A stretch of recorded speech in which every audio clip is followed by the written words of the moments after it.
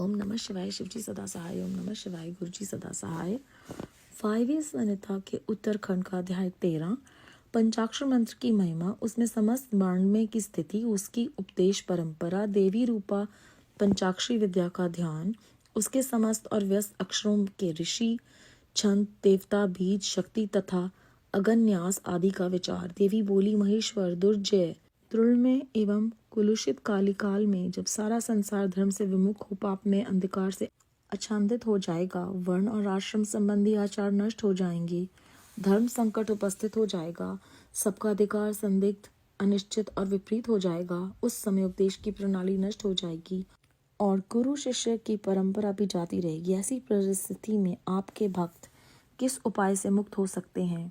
महादेव जी ने कहा, देवी, कालिकाल के मनुष्य मेरी परम मनोरम पंचाक्षरी विद्या का आश्रय ले भक्ति से भावित चित होकर संसार बंधन से मुक्त हो जाते हैं, जो अकथनीय और अचिंतनीय हैं। उन मानसिक, वाचिक और शारीरिक दोषों से जो दूषित, कृतघ्न, निर्दय, छली, लोभी और कुटिल चित्त हैं, वे मनुष्य भी यदि मुझ में मन लगाकर मेरी पंचाक्षरी विद्या का जप करेंगे, उनके लिए वह विद्या ही संसार भय से ताड़ने वाली होगी। देवी, मैंने बारंबार प्रतिज्ञा पूर्वक ये बात कही है कि भूतल पर मेरा पतित हुआ भक्त भी इस पंचाक्षरी विद्या के द्वारा बंधन से मुक्त हो जाता है। देवी बोली, यदि मनुष्य पतित होकर सर्वथा कर्म करने योग्य न रह जाए तो उसके द्वारा किया गया कर्म नरक की प्राप्ति कराने वाला होता है। ऐसी दशा में पतित मानव इस विद्या द्वारा कैसे मुक्त हो सकता है? महादेव जी ने कहा, सुंदरी, तुमने ये बहुत ठीक बात पूछी। अब उसका उत्तर सुनो। पहले मैंने इस विषय को गोपनीय समझकर अब तक प्रकट नहीं किया था। यदि पतित मनुष्य मोहवश अर्थात अन्य मंत्रों के उच्चारण पूर्वक मेरा पूजन करें तो वह निसंदेह नरकगामी हो सकता है, किंतु पंचाक्षर मंत्र के लिए ऐसा प्रतिबंध नहीं है। जो केवल जल पीकर और हवा खाकर तप करते हैं तथा दूसरे लोग जो नाना प्रकार के व्रतों द्वारा अपने शरीर को सुखाते हैं, उन्हें इन व्रतों द्वारा मेरे लोक की प्राप्ति नहीं होती, परंतु जो भक्ति पूर्वक पंचाक्षर मंत्र से ही एक बार मेरा पूजन कर लेता है, वह भी इस मंत्र के ही प्रताप से मेरे धाम में पहुंच जाता है। इसीलिए तप, यज्ञ, व्रत और नियम पंचाक्षर मंत्र द्वारा मेरे पूजन की करोड़वीं कला के समान भी नहीं है। कोई बद्ध हो या मुक्त, जो पंचाक्षर मंत्र के द्वारा मेरा पूजन करता है, वह अवश्य ही संसार पार से छुटकारा पा जाता है। कोई पतित हो या अपतित, वह इस पंचाक्षर मंत्र के द्वारा मेरा पूजन करे। मेरा भक्त पंचाक्षर मंत्र का उपदेश गुरु से ले चुका हो या नहीं, वह क्रोध को जीतकर इस मंत्र के द्वारा मेरी पूजा किया करे। जिसने मंत्र की दीक्षा नहीं ली है, उसकी अपेक्षा दीक्षा देने वाला पुरुष कोटि कोटि गुना अधिक माना गया है। अतः देवी, दीक्षा लेकर ही इस मंत्र से मेरा पूजन करना चाहिए। जो इस मंत्र की दीक्षा लेकर मैत्री, मुदिता अर्थात करुणा, उपेक्षा आदि गुणों से युक्त तथा ब्रह्मचार्य परायण हो, भक्ति भाव से मेरा पूजन करता है, वह मेरी समता प्राप्त कर लेता है। इस विषय में अधिक कहने से क्या लाभ? मेरे पंचाक्षर मंत्र में सभी भक्तों का अधिकार है, इसलिए वह श्रेष्ठ मंत्र है। पंचाक्षर के प्रभाव से ही लोक, वेद, महर्षि, सनातन धर्म, देवता तथा यह संपूर्ण जगत टिके हुए हैं। देवी, प्रलय काल आने पर जब चराचर जगत नष्ट हो जाता है और सारा प्रपंच प्रकृति में मिलकर वहीं लीन हो जाता है, तब मैं अकेला ही स्थित रहता हूँ, दूसरा कोई नहीं रहता। उस समय समस्त देवता और शास्त्र पंचाक्षर मंत्र में स्थित होते हैं, अतः मेरी शक्ति से पालित होने के कारण वे नष्ट नहीं होते। तदनंतर मुझसे प्रकृति और पुरुष के भेद से युक्त सृष्टि होती है। तत्पश्चात त्रिगुणात्मक मूर्तियों का संहार करने वाला अवान्तर प्रलय होता है। उस प्रलय काल में भगवान नारायण देव माया में शरीर का आश्रय ले जल के भीतर शेष शैया पर शयन करते हैं। उनके नाभि कमल से पंचमुख ब्रह्मा जी का जन्म होता है। ब्रह्मा जी तीनों लोकों की सृष्टि करना चाहते हैं, किंतु कोई सहायक न होने से उसे कर नहीं पाते हैं। तब उन्होंने पहले अमित तेजस्वी 10 महर्षियों की सृष्टि की, जो उनके मानस पुत्र कहे गए हैं। उन पुत्रों की सिद्धि बढ़ाने के लिए पितामह ब्रह्मा ने मुझसे कहा, महादेव, महेश्वर, मेरे पुत्रों को शक्ति प्रदान कीजिए।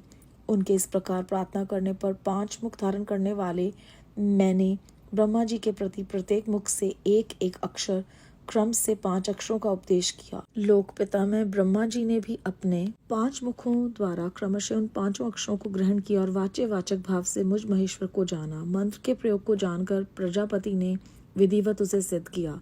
तत्पश्चात उन्होंने अपने पुत्र को यथावत रूप से उस मंत्र का और उसके अर्थ का भी उपदेश दिया। साक्षात लोक पितामह ब्रह्मा से उस मंत्र रत्न को पाकर मेरी आराधना की इच्छा रखने वाले उन मुनियों ने उनकी बताई हुई पद्धति से उस मंत्र का जप करते हुए मेरू के रमणीय शिखर पर मुंजवान पर्वत के निकट एक सहस्र दिव्य वर्षों तक तीव्र तपस्या की। वे लोग सृष्टि के लिए अत्यंत उत्सुक थे, इसीलिए वायु पीकर कठोर तपस्या में लगे रहे। जहाँ उनकी तपस्या चल रही थी वे श्रीमान मुंजवान पर्वत सदा ही मुझे प्रिय हैं और मेरे भक्तों ने निरंतर उसकी रक्षा की है। उन ऋषियों की भक्ति देखकर मैंने तत्काल उन्हें प्रत्यक्ष दर्शन दिया और उन आर्य ऋषियों को पंचाक्षर मंत्र के ऋषि, छंद, देवता, बीज, शक्ति, कीलक, दिग्बंध और विनय योग, इन सब बातों का पूर्ण रूप से ज्ञान करवाया। संसार की सृष्टि बढ़े इसके लिए मैंने उन्हें मंत्र की सारी विधियां बताई। तब वे उस मंत्र के महात्म्य से तपस्या में बहुत बढ़ गए और देवताओं, असुरों तथा मनुष्यों की सृष्टि का भली भांति विस्तार करने लगे। अब इस उत्तम विद्या पंचाक्षरी के स्वरूप का वर्णन किया जाता है। आदि में नमः पद का प्रयोग करना चाहिए, उसके बाद शिवाय पद का। यही वह पंचाक्षरी विद्या है जो समस्त श्रुतियों की सिरमौर है तथा संपूर्ण शब्द समुदाय की सनातन बीज रूपिणी है। यह विद्या पहले पहल मेरे मुख से निकली, इसलिए मेरे ही स्वरूप का प्रतिपादन करने वाली है। इसका एक देवी के रूप में ध्यान करना चाहिए। इस देवी के अंग कांति तपाए हुए स्वर्ण के समान है। इसके पीन पे उधर ऊपर को उठे हुए हैं। यह 4 भुजाओं और 3 नेत्रों से सुशोभित है। इसके मस्तक पर बाल चंद्रमा का मुकुट है। 2 हाथों में पादे और उत्पल हैं। अन्य 2 हाथों में वरद और अभय की मुद्रा है। मुखाकृति सौम्य है। यह समस्त रूप लक्षणों से संपन्न तथा संपूर्ण आभूषणों से विभूषित है। श्वेत कमल के आसन पर विराजमान है। इसके काले काले घुंघराले केश बड़ी शोभा पा रहे हैं। इसके अंगों में 5 प्रकार के वर्ण हैं जिनकी रश्मियां प्रकाशित हो रही हैं। वे वर्ण हैं पीत, कृष्ण, धूम्र, स्वर्णिम तथा रक्त। इन वर्णों का यदि पृथक पृथक प्रयोग हो तो इन्हें बिंदु और नाद से विभूषित करना चाहिए। बिंदु की आकृति अर्धचंद्र के समान है और नाद की आकृति दीप शिखा के समान। सुमुखी यूं तो इस मंत्र के सभी अक्षर बीज रूप हैं, तथापि उनमें दूसरे अक्षरों को इस मंत्र का बीज समझना चाहिए। दीर्घ स्वर पूर्वक जो चौथा वर्ण है उसे कीलक और 5वें वर्ण को शक्ति समझना चाहिए। इस मंत्र के वामदेव ऋषि हैं और पंक्ति छंद हैं। वरानने, मैं शिव ही इस मंत्र का देवता हूँ। वरारोहे, गौतम, अत्रि, विश्वामित्र, अंगिरा और भरद्वाज कारादि वर्णों के क्रमशः ऋषि माने गए हैं।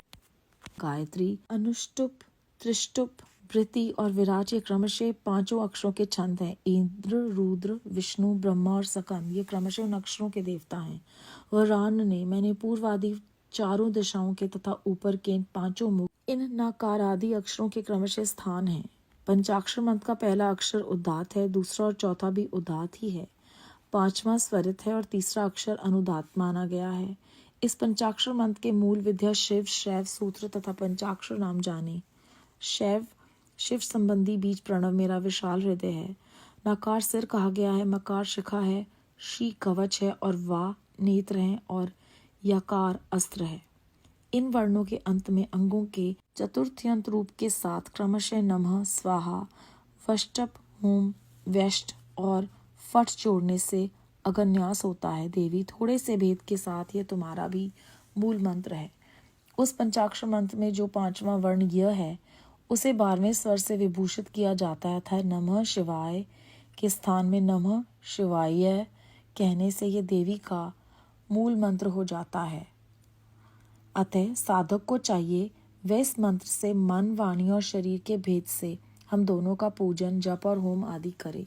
मन आदि के भेद से यह पूजन 3 प्रकार का होता है, मानसिक, वाचिक और शारीरिक। देवी, जिसकी जैसी समझ हो, जिसे जितना समय मिल सके, जिसकी जैसी बुद्धि, शक्ति, संपत्ति, उत्साह एवं योग्यता और प्रीति हो, उसके अनुसार वह शास्त्र विधि से जब कभी, जहाँ कहीं अथवा जिस किसी भी साधना द्वारा मेरी पूजा कर सकता है। उसकी की हुई वह पूजा उसे अवश्य मोक्ष की प्राप्ति करा देगी। सुंदरी, मुझ में मन लगाकर जो कुछ क्रम या युक्त क्रम से किया गया हो वह कल्याणकारी तथा मुझे प्रिय है। तथापि जो मेरे भक्त हैं और कर्म करने में अत्यंत विवश अर्थात असमर्थ नहीं हो गए हैं, उनके लिए सब शास्त्रों में मैंने ही नियम बनाया है। उस नियम का उन्हें पालन करना चाहिए। अब मैं पहले मंत्र की दीक्षा लेने का शुभ विधान बता रहा हूँ, जिसके बिना मंत्र जप निष्फल होता है और जिसके होने से जप कर्म अवश्य सफल होता है। अध्याय 13 समाप्त। देवी शिवजी महाराज से पूछती हैं कि जब आश्रम संबंधी आचार नष्ट हो जाएंगे, धर्म संकट हो जाएगा और सबका अधिकार जो है वो संदिग्ध हो जाएगा, गुरु शिष्य परंपरा भी जाती रहेगी, ऐसी स्थिति में आपके भक्त किस उपाय से मुक्त हो सकते हैं? तो महादेव जी कहते हैं कि मैंने संसार बंधन से मुक्त करने के लिए पंचाक्षरी विद्या दी है। फिर चाहे वो दूषित, कृतघ्न, निर्दय, छली, लोभी या कुटिलचित मनुष्य हो, वो भी अगर मन लगाकर मेरी पंचाक्षरी विद्या का जप करेंगे तो वो संसार के भय से उन्हें तार देगी और इस तरह से वो बंधन मुक्त हो जाएंगे। फिर देवी पूछती हैं कि अगर पतित होकर जो भी मनुष्य है वो बुरा कर्म करे तो वो तो उसे नरक की तरफ ही ले जाएगा। ऐसे स्थिति में इस विद्या से वो पतित मानव कैसे मुक्त हो सकता है? तो महादेव जी उन्हें कहते हैं कि तुमने बहुत अच्छी बात पूछी है। कहते पहले मैंने इस विषय को गोपनीय समझकर अभी तक प्रकट नहीं किया था, लेकिन पंचाक्षर मंत्र में कोई भी प्रतिबंध नहीं है। जो सिर्फ जल पीकर और हवा खाकर तप करते हैं और दूसरे लोग जो बहुत सारे व्रत करते हैं और अपने शरीर को सुखाते हैं, उन्हें इन व्रतों के द्वारा उनके लोक की प्राप्ति नहीं होती। वो ये बताते हैं कि अगर मुंह में आया हुआ कोई भी इंसान किसी और मंत्र का उच्चारण करके मेरा पूजन करता है तो वो नरक में जाता है, लेकिन अगर भक्ति पूर्वक पंचाक्षर मंत्र का एक बार भी पूजन करता है तो वो इस मंत्र के प्रताप से शिवधाम में पहुंच जाता है। इसलिए तप, यज्ञ, व्रत, नियम, पंचाक्षर द्वारा शिवजी महाराज की पूजा करोड़वीं कला के समान भी नहीं है। चाहे कोई मनुष्य बंधन में हो या मुक्त हो, अगर वो पंचाक्षर मंत्र द्वारा शिवजी का पूजन करता है तो वो संसार के बंधन से मुक्त हो जाता है। जो भी इस मंत्र को भक्ति भाव से करता है उससे मुक्ति प्राप्त होती है। मेरा भक्त पंचाक्षर मंत्र का उपदेश गुरु से ले चुका हो या नहीं, वह क्रोध को जीतकर इस मंत्र के द्वारा अपनी पूजा करे। इसने मंत्र की दीक्षा ली है, उसका जो फल है वो कोटि गुना अधिक है। तो हम कितने भाग्यशाली हैं कि गुरुजी महाराज ने हमें इस मंत्र को दिया है। और आगे चलकर शिवजी महाराज ने ये भी बताया है कि पंचाक्षर मंत्र के प्रभाव से ही लोक, वेद, महर्षि, सनातन धर्म, देवता और संपूर्ण जगत जो है वो टिका हुआ है। कहते जब सारी सृष्टि जो खत्म हो जाती है तब मैं अकेला ही रह जाता हूँ और उस समय सभी देवता और शास्त्र पंचाक्षर मंत्र करते हैं, इसलिए वो नष्ट नहीं होते। तो कितनी महत्वपूर्ण बात हमारे मार्गदर्शन के लिए यहाँ पे हमें बताई गई है। केवल भक्ति पूर्वक इस मंत्र को करना है।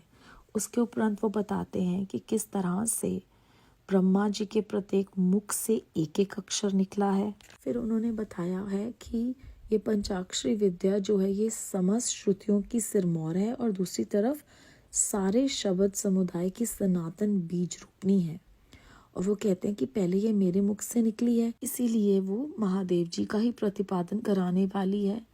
इसका एक देवी के रूप में ध्यान करना चाहिए। और फिर वो देवी का पूरा विस्तार पूर्वक वर्णन कर रहे हैं कि किस तरह से हम इसे अपने ध्यान में लगाकर एकाग्रचित होकर ध्यान में रहते हुए अपनी इंद्रियों पर काबू पाते हुए मंत्र को करें। और ये मंत्र के जो अक्षर हैं वो बीज रूप हैं और उनमें दूसरे अक्षरों को इस मंत्र का बीज समझना चाहिए। इस प्रकार नकार आदि वर्णों के क्रमशः ऋषि हैं जो, और 5 अक्षरों के जो छंद हैं और उन अक्षरों के जो देवता हैं उनका जिक्र किया है। और उसके बाद वो बताते हैं कि उनसे पूर्व और चारों दिशाओं के तथा ऊपर के 5 मुख इन नकाराद अक्षरों के क्रमशः स्थान हैं। और जो मंत्र का पहला अक्षर उदात है, चौथा भी उदात है, 5वां स्वर है, तीसरा अनुदात है। इस तरह पंचाक्षर मंत्र के मूल विद्या शिव, शैव, सूत्र और पंचाक्षर नाम जाने जाते हैं। शिव संबंधी बीज प्रणव ही उनका हृदय है। नकार उनका सिर कहा गया है, मकार उनकी शिखा, शी उनका कवच, वा उनके नेत्र और याकार अस्त्र हैं। इस तरह से उन्होंने हमें समझा दिया है कि न सिर्फ ये उनका ही मूल मंत्र है बल्कि इसमें 12वें स्वर से जब इसे विभूषित किया जाता है तो ये तुम्हारा मूल मंत्र बन जाता है। वो देवी को बताते हैं। नमः शिवाय कहने से ये उनका मूल मंत्र बन जाता है। तो वाणी, मन और शरीर के भेद से हम दोनों का पूजन और जप और होम करना चाहिए। 3 प्रकार का पूजन होता है, मानसिक, वाचिक और शारीरिक। और वो कहते हैं अपनी अपनी समर्था के अनुसार जो भी जिस भक्त जैसे मेरी पूजा कर सकता है वो करे। बस मन लगाना है और भाव जो है वो बहुत ज़रूरी है। फिर वो ये भी कहते हैं कि जो असमर्थ नहीं है उनके लिए जो भी कर्म है लिखे हुए शास्त्रों में, जो भी नियम बनाए हुए हैं, उन्हें उनकी पालना करनी चाहिए। पहले मंत्र की दीक्षा कैसे लेते हैं इसके बारे में तुम्हें बताऊंगा, और जिसके होने पर जप कर्म जो है वो अवश्य सफल होता है, इसके बारे में हम अगले अध्याय में जानेंगे। बेअंत शुक्राना गुरु जी महाराज। ओम नमः शिवाय। शिव जी सदा सहाय। ओम नमः शिवाय। गुरु जी सदा सहाय।